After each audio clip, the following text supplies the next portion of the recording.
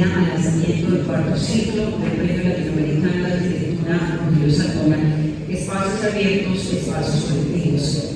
En nombre de la Fundación Rogelio Salmona, les agradecemos su presencia en este evento que abre oficialmente el proceso de reconocimiento, selección y divulgación de obras de arquitectura latinoamericana que con sus espacios abiertos inciden en el mejoramiento de la calidad de vida de las personas que los apoyan. Le doy la bienvenida también a quienes se están conectando o se conectaron ya a través de YouTube de la Fundación Rogelio Salmona.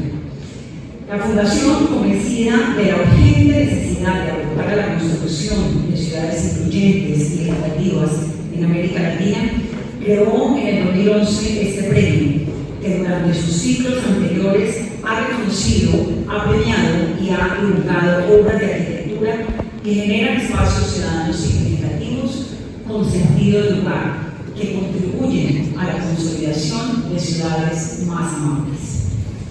Este año, en el 2024, el premio regresa para reconocer obras construidas o intervenidas en contextos urbanos entre los años 2018 y 2000, que demuestren que sus espacios abiertos han sido apropiados por la ciudadanía y han traído transformaciones positivas en su entorno. En este ciclo, por primera vez se tendrán dos categorías, América Latina y Colombia, y las obras ganadoras serán escogidas por el jurado conformado por Sol Camacho de Brasil, Mauricio Rocha de México, Carlos Campuzano de Colombia, Nicolás Capodónico de Argentina y Carlos Jiménez Moreno de España. Todos arquitectos que por la calidad de las obras y la trascendencia de sus trabajos son reconocidos en el mundo entero. Quiero dar ahora la bienvenida a María Elvira Madiñán, arquitecta y presidenta de la Junta Directiva de la Fundación Rogelio Salmona y quien ha liderado con tanto ímpetu, tanto esfuerzo y tanta determinación este cuarto ciclo del evento.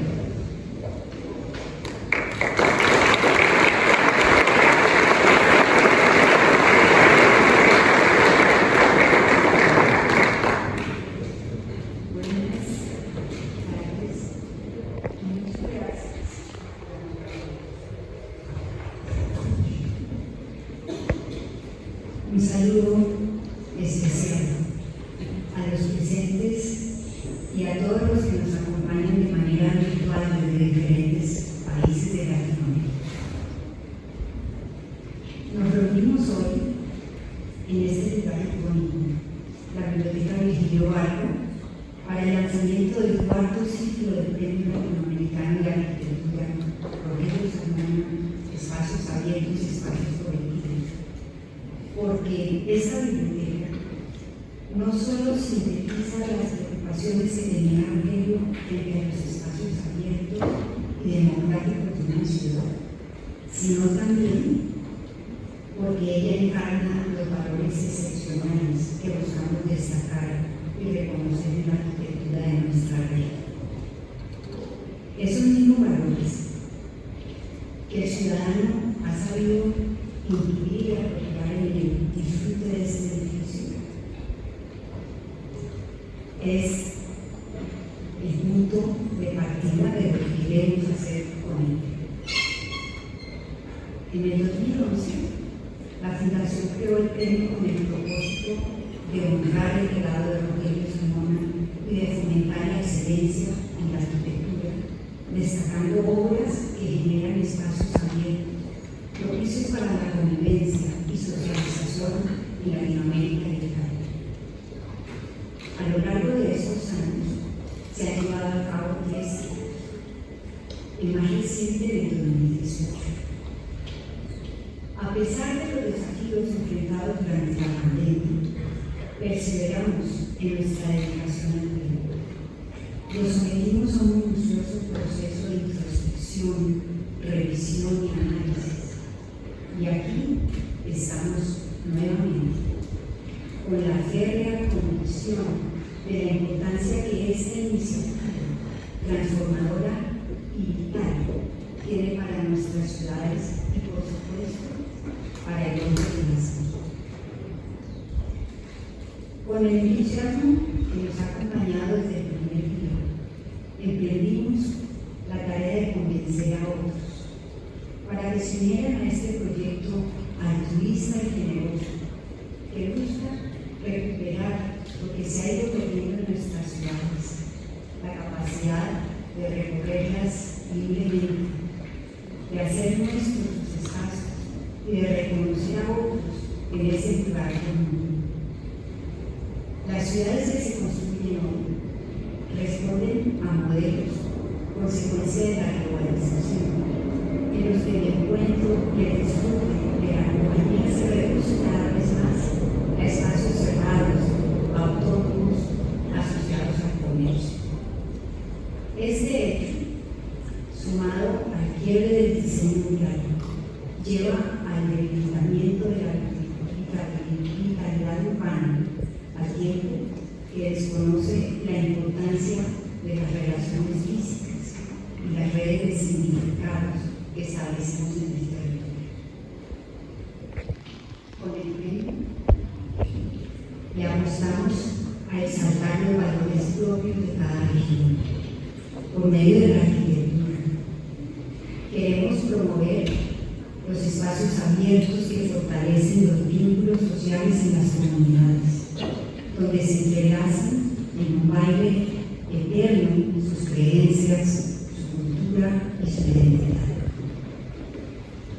A esos lugares donde se forjan vínculos indelebles entre las personas, se comparten sueños, se tejen amistades y se celebran tradiciones que los hacen únicos. A esos lugares que son como santuarios para la vida cotidiana, espacios donde se rinde homenaje a la convivencia y a la diversidad, es a donde queremos llegar. Nuestro premio alza la voz para reclamar la importancia de los espacios compartidos, impregnados de identidad y cargados de significados, que se tejen al recorrer el territorio. Estos se convierten a su vez en imaginarios y parte fundamental de su memoria colectiva y de su paisaje. Ese es nuestro gran aporte. Aprovecho para agradecer a todos aquellos que han hecho realidad ese premio, a la Junta Directiva y al equipo de la Fundación, al Comité Académico del Premio, al grupo de voluntarios y especialmente a las personas, empresas e instituciones que creen en esta iniciativa. Agradecemos su apoyo común, su participación, sus aportes y su entusiasmo, pero sobre todo les agradecemos compartir nuestra visión y contribuir a la transformación de ciudades latinoamericanas. Su respaldo es una muestra de confianza en nuestro trabajo y un apoyo para afirmar la importancia de una arquitectura respetuosa de las tradiciones que propone espacios para la vida del disfrute ciudadano. Gracias a COCREA por su maravillosa gestión en el apoyo y promoción de proyectos de arte y cultura, con quienes trabajamos arduamente para lograr distribuir nuestros proyectos, sacarlo adelante con los beneficios que ellos ofrecen. Gracias a Construcciones Planificadas, la organización Luis Carlos Sarmiento y Cementos Arcos por su patrocinio. Gracias también a la Universidad de los Andes y a la Facultad de los Andes, así como a Bibliored por su invaluable apoyo. Y gracias a todas las personas que con su trabajo entusiasta y comprometido han hecho posible esto. Con este evento damos inicio al cuarto ciclo del Premio Latinoamericano de Arquitectura Rogelio Salmona, Espacios Abiertos, Espacios Políticos. Desde hoy, 29 de febrero, hasta el 24 permanecerá abierta la convocatoria pública. Para inscribir sus obras deben hacerlo a través de la página de la Fundación, fundacionrogeliosalmona.org. El premio se entregará el 16 de septiembre, por tanto, desde ahora los animamos a reservar la fecha y les pedimos una participación para que se unan, apoyen y formen parte de este excepcional proyecto. Muchas gracias. La invitación a estar aquí, estar como conferencista, lo cual asusta, pero muy bien. Veremos a ver qué pasa. Entre lo público y lo privado, una dudosa dicotomía. Norberto Bobbio, en Estado, Gobierno y Sociedad, en 1985, explica que una dicotomía se configura cuando se cumplen las siguientes 4 características. Primero, cuando la dicotomía divide el mundo en 2 esferas, de manera que un ente comprendido en la primera no puede ser al mismo tiempo comprendido en la segunda. Segundo, cuando cada uno de los términos de la dicotomía se pueden definir independientemente uno del otro, o bien uno de ellos es definido mientras el otro lo es negativamente. En este caso, por ejemplo, lo privado entendido como lo no público. Tercero, cuando se condicionan mutuamente, pues se reclaman uno a otro. Por ejemplo, en el lenguaje común, el interés público se determina inmediatamente. Para entender los alcances de la dicotomía, vale la pena detenernos en el enunciado de Bobbio sobre las diferencias entre el derecho público y el derecho privado. Para él, el derecho privado o de los privados es el derecho del estado de naturaleza, cuyos institutos fundamentales son la propiedad y el contrato. El derecho público es el derecho que emana del Estado, constituido por la supresión del estado de naturaleza. Por consiguiente, es el derecho positivo en sentido estricto, el derecho cuya fuerza obligatoria deriva de la posibilidad de que en su defensa se ejerce el poder coactivo que pertenece exclusivamente al soberano. Si seguimos esta línea de pensamiento, podemos establecer, al enunciar que la sociedad civil es un agregado de individuos, que es lo que entiende por sociedad el liberalismo y con él la modernidad, que la necesidad de regular estas relaciones entre individuos termine imponiéndose sobre ellos. Esto es, el Estado, el derecho público, prima sobre el privado, el individuo, de manera que lo disminuye o lo controla. Solo como anécdota de actualidad, esto es lo que hoy discuten los que se autodenominan libertarios, pues no aceptan que el Estado, como entidad que regla al individuo y a la propiedad en favor de una comunidad de ciudadanos, se instituye una entidad suprasocial sobre la que no cabe disputa alguna.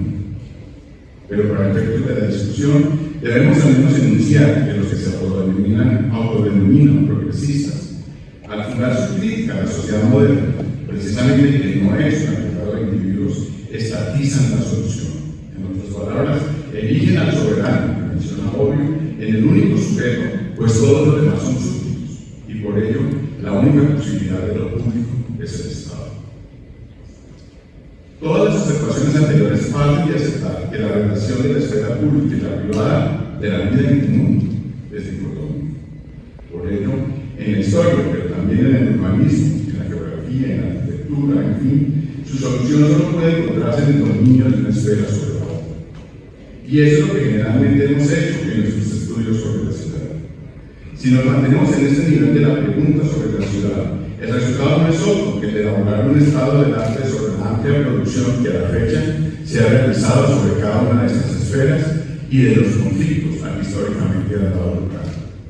Pero, pregunto, ¿es esta la única manera de formular la pregunta por la construcción de la ciudad, por el modo de habitarla, por los principios que la guían, por su gobierno?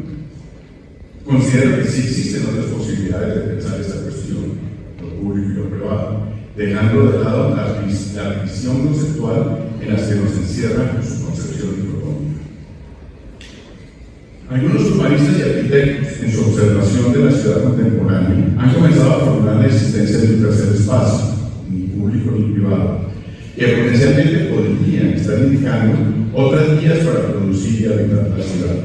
Asimismo, estudios históricos y en general de las ciencias sociales han desvelado la posibilidad de lo íntimo tanto en los espacios privados como en los públicos, pues no es la propiedad privada, o el llamado espacio abierto, lo que únicamente define la relación del habitante con el lugar que ocupa en la y el modo como la sirve en un momento, como la vive, en un momento determinado.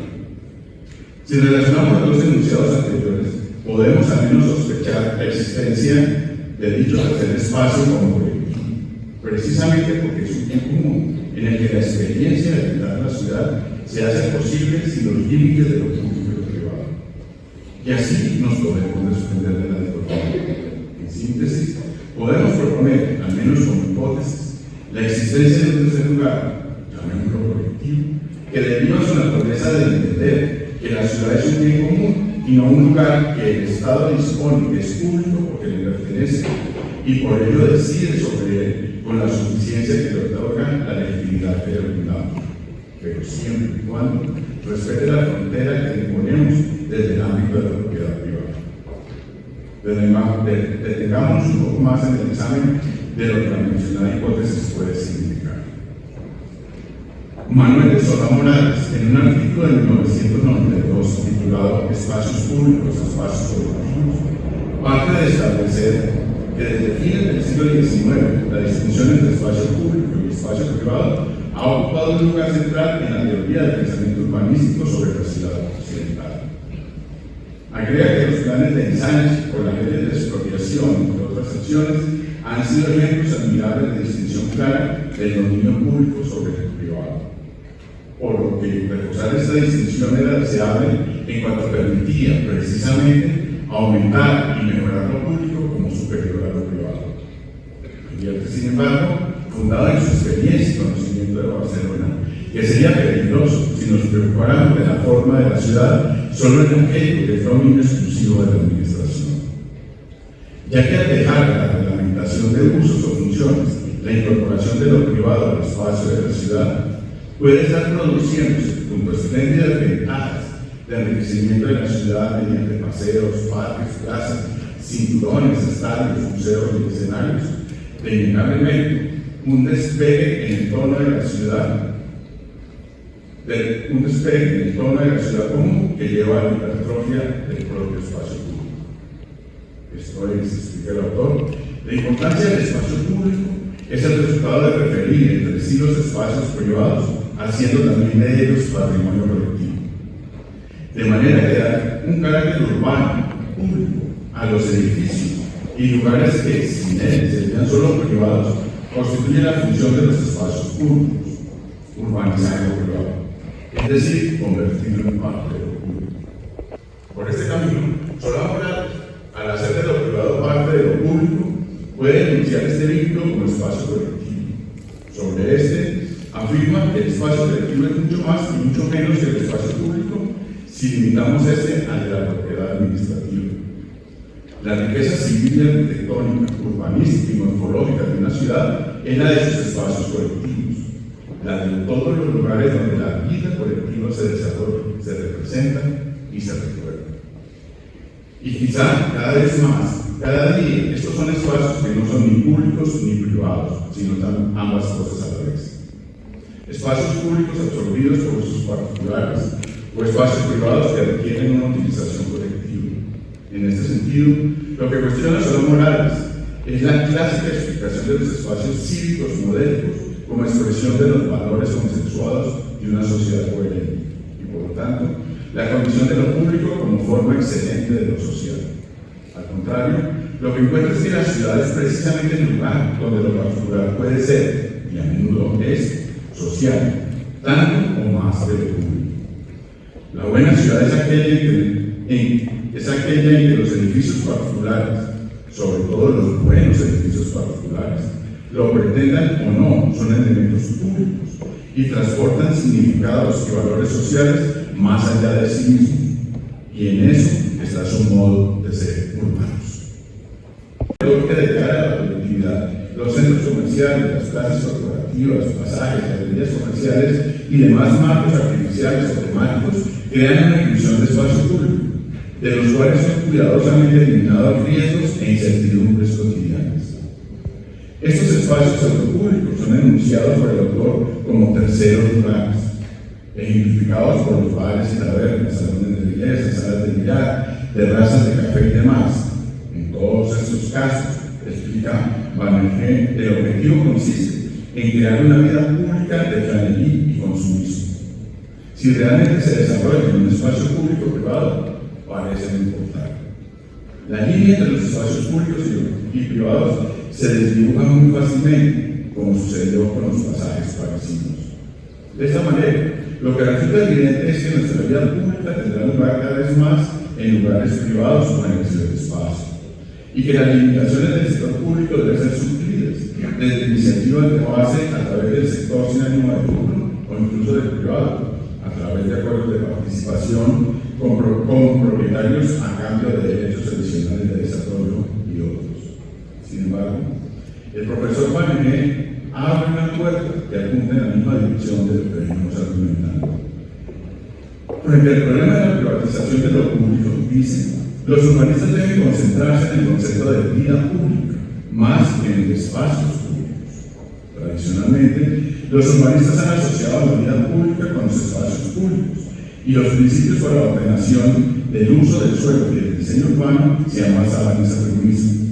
No obstante, la vida pública se desarrolla cada vez más en espacios privados, no solo en parques temáticos o corporativos, sino también en pequeños negocios como cafés, librerías y otros semejantes terceros lugares.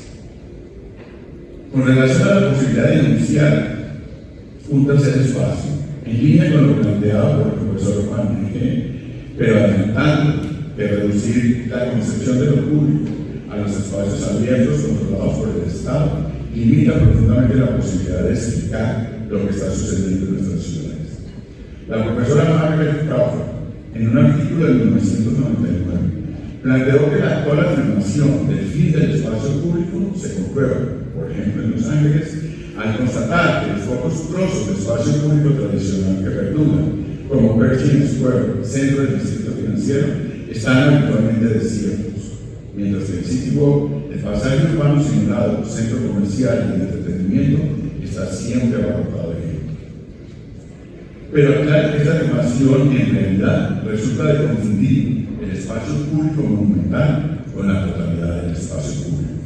Al respecto, dice la profesora Crawford, refiriéndose a Los Ángeles, que su investigación reveló una multiplicidad de actividades públicas simultáneas que están continuamente redefiniendo tanto el público como el espacio a través de la experiencia vital. En los lugares vacantes, aceras, parques y esplanadas de parking, estas actividades se están reestructurando el espacio urbano, generando nuevos espacios políticos y produciendo nuevas formas de ciudadanía insurgente. La profesora avanza sobre la noción pública del espacio colectivo al proponer que ellos lo son, porque ante todo son espacios cotidianos. Conceptualmente explican, estos espacios, los cotidianos, pueden identificarse como lo que Edward Soho, siguiendo a Michael Fer, llamó el tercer espacio, una categoría que no es ni el espacio material que experimentamos ni una representación del espacio. Dicho tercer espacio es, en lugar de un espacio de representación, un espacio con posibilidades de nuevos significados, un espacio activado por medio de la acción social y de la imaginación social. El autor explica esos nuevos significados por medio del estudio de la venta en garajes y los vendedores ambulantes en la ciudad de Los Ángeles. De esta manera concluye, en el espacio cotidiano, las diferencias entre lo doméstico y lo económico, lo privado y lo público, y lo económico y lo político, se están difuminando. De lo anterior resulta varias maneras de vislumbrar la existencia dentro del espacio, de manera que cualquier examen sobre la dicotomía entre lo público y lo privado queda en duda, porque los modos de habitar en la ciudad se encargan de distinguir uno y lo otro, por atenta contra las consideraciones que hicimos al comenzar. Nos queda un último asunto, lo íntimo, importante de indagar, pues como concepción no es precisa de lo privado, si nos referimos a los seres humanos y no a los objetos, nos permite esclarecer que es en el modo como vivimos los espacios donde mejor se puede entender la limitación explicativa que causa la simple reducción de lo urbano a la tensión entre lo público y lo privado. En un artículo relacionado con Bogotá, en el tránsito del siglo XIX al XX, que publicamos en el 2011 como capítulo de la historia de la vida privada en Colombia, afirmamos que no tiene sentido reducir el ámbito de lo privado a lo que sucedía en el interior de las viviendas bogotanas. De la misma manera, afirmar que lo público se refiere a la calle y lo privado se relaciona con la casa, donde se desenvuelve la intimidad, es apenas arañar el significado de estos conceptos. Esto porque es posible considerar que en la ciudad de fines del siglo XIX, lo privado debió ser realmente para la élite burguesa una condición, un talante, una manera de entender y llevar la vida que se manifestaba en cualquiera de los espacios constructivos en ciudad, constructivos de la vida en ciudad, el altozano de la catedral, los salones del club o la habitación matrimonial. De esta manera, la intimidad es posible de ser encontrada en el bullicio del espectáculo, en el lujo de la vivienda, en la zona residencial, elegida para imitar con los iguales, en la segregación de los demás. Pero para los más pobres de la ciudad, no es que fuera imposible encontrar intimidad en los lugares donde habitaban, trabajaban o se divertían. Es que la propia idea de intimidad no tiene sentido en su modo de vivir la vida. Por ello, los burgueses de la capital inauguraron una lenta pero persistente diferenciación, merced a la cual ya no era el origen racial, como en los siglos anteriores, sino la condición de burgués o de plebeyo, la que señalaba a cada uno su puesto en la ciudad. La urbe se convirtió así en un espacio íntimo para unos pocos sectores sociales de quienes la habitaban, pues la hicieron su ciudad. Ellos vieron lo público y lo privado a la vez. De esta manera, si las plazas se transformaron en parques y en ellas se cerraron jardines y se colocaron artefactos mecánicos, si se construyeron teatros y en ellos disfrutaron programas operísticos y representaciones dramáticas, si en las calles centrales comenzaron a lucir los avisos que invitaban a tomar café, a degustar exquisitos platos franceses o a disfrutar de un fino helado italiano, o a contemplar los maravillosos objetos y prendas importadas de otros continentes, fue porque el solaz de los burgueses capitalinos requería lugares propicios, y los tuvieron porque de ellos fue lo público y lo privado en la ciudad. En este sentido, plantear la posibilidad de un tercer espacio o de un espacio colectivo debe considerar no solo el hecho del control que lo privado puede ejercer sobre dichos lugares, como lo expresó el profesor Blanque, sino también, primero, que el dominio social se presente, sino el hecho mismo de su representación, de manera que la dicotomía se transforma en un hecho social y configura un espacio como diferente a otro espacio, lo que privatiza la relación al elegir la seguridad y el factor fronterizo que determinan modos diferentes de vivenciar la ciudad. Sin embargo, parece posible que en esos lugares colectivos, los terceros espacios, como expresó Lefebvre, no es su representación, sino la posibilidad de múltiples significados, de emergencias del urbano e insurgencias de quienes lo habitan, en palabras de Margaret Crawford, lo que hace de ellos un anuncio de las transformaciones que se están operando en nuestras metrópolis. Ciertamente en ellas, dado el umbral de complejidad que marca lo que sucede en sus densidades, pero también en esas otras ciudades y centros poblados que igualmente son agobiadas por reglamentaciones que solo se preocupan por diferenciar lo público de lo privado, pues entienden que eso es buen urbanismo, desaprovechando la potencialidad de los espacios colectivos que precisamente se despliegan en lugares donde potencialmente es factible transgredir esa dudosa dicotomía. De esta manera, no es la dicotomía la que adquiere posibilidades explicativas, sino todo lo contrario.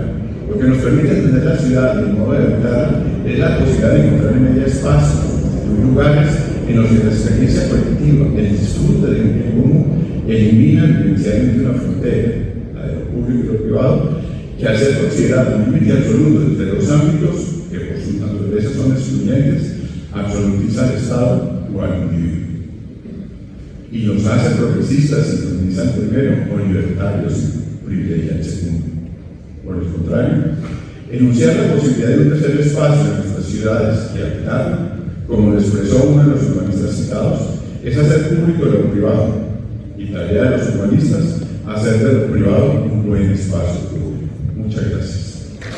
Valores desde la composición, desde el manejo del material, desde lo social, desde muchos aspectos, pero nos enfocamos en uno que nos parece que es el más importante, y es cómo se construye ciudad a través de la arquitectura.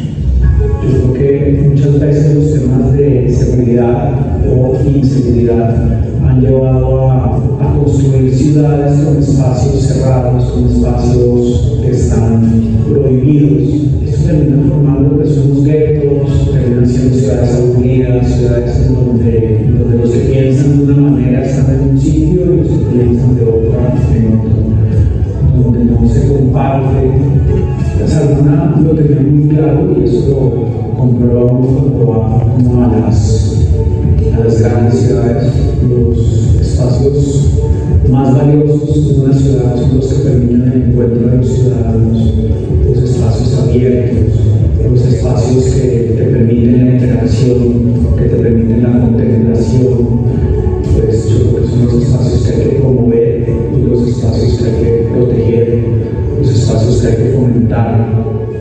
Propiciar esos espacios donde la gente pueda desarrollar esas cosas, donde la gente pueda leer, donde la gente pueda discutir, donde la gente pueda inclusive desarrollar el pensamiento científico, pues yo creo que es importantísimo. Y yo sí creo, yo soy una convencida de que los espacios arquitectónicos educan, espacios donde la gente converse, espacios donde la gente vive la naturaleza, donde mira su entorno y a partir de ahí se haga preguntas y trate de resolverlas. Que la gente se pueda encontrar, la gente del sur, del norte, del occidente, del oriente, se puede encontrar como iguales en un espacio, pues yo creo que nos ayuda a hacer una sociedad mucho mejor. Nuestro propósito es que la arquitectura siempre tiene en cuenta estos espacios donde se hace la vida ciudadana.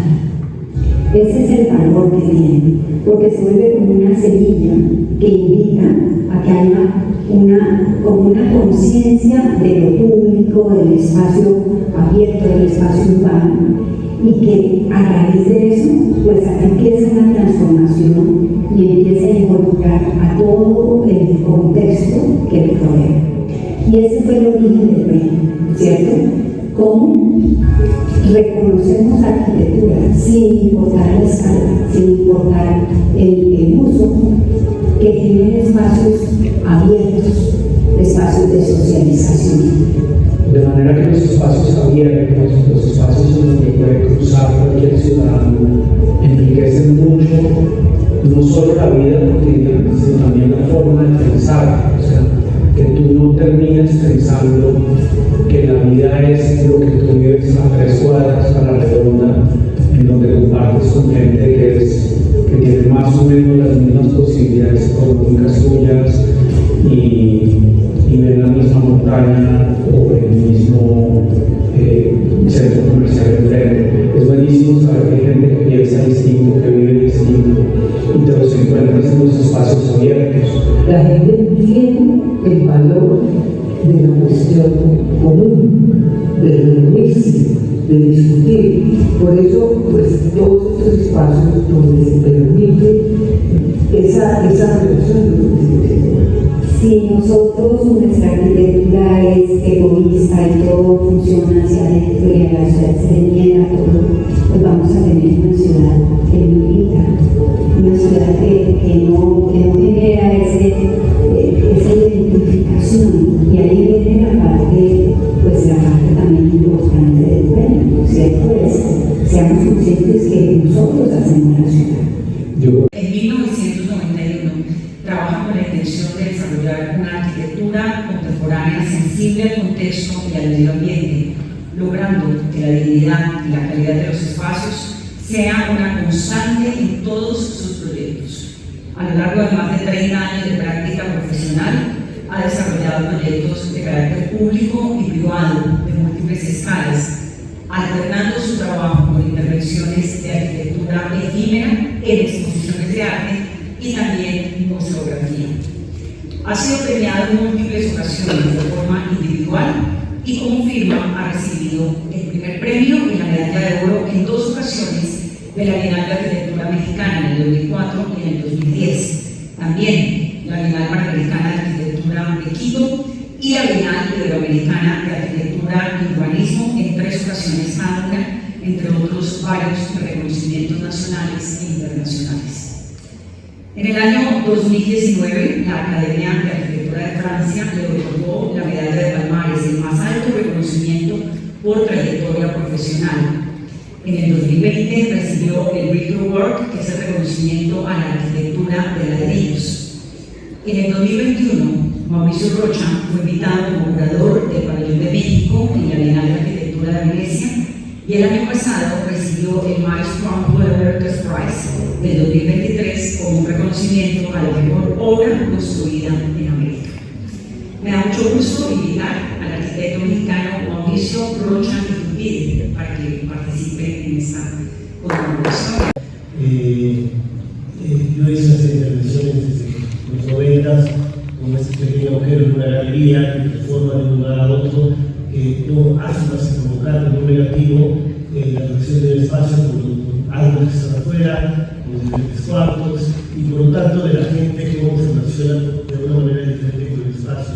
Es decir, eso que se debe email, que al abrirlo, cortarlo y tenerlo, nos lleva finalmente a terminadas, encontrar nuevas empresas y nuevas oportunidades de vender un lugar, con operaciones estratégicas. De la misma manera, este es un buen ejemplo de lo que es una escuela de dividentes, que es un gran reto para lograr algo en los diferentes sentidos. Obviamente el programa te pide finalmente resolver un tema de aulas específicas de los visuales, pero luego, desde enfrentar problemas como transformar un espacio que era una basura y volverlo a luces y plantas de olor, logramos finalmente hacer espacios que logran en un principio de una financiera, sin lograr finalmente cosas que no nos pedían, dentro de compactos, trazas, elementos que hacían entrar a la gente en comunicación.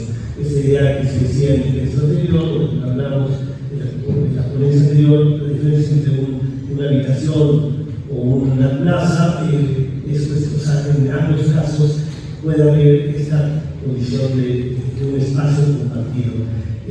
Con dos gentes, con 20, con 100, con 1000. Para lograr hacerlo, tener los valores de los sentidos, lograr que la zona tenga valor, que los olores tengan funcionamiento, que la propia arquitectura pueda construir direcciones espaciales, dinámicas de luz, sombra, que se puedan generar plazas con la zona de la magnolia, con el sonido del agua, en este caso para los medios visuales. Son temas que es una participación del arquitecto que quizás no le piden, pero que es importante en cada momento que uno hace tener esa idea de que la experiencia de cómo habitar es fundamental, y por lo tanto eso lleva en la misma experiencia la relación claramente identificada entre quienes lo van a habitar, de visuales en este caso, pero en cualquier caso de quien lo habite.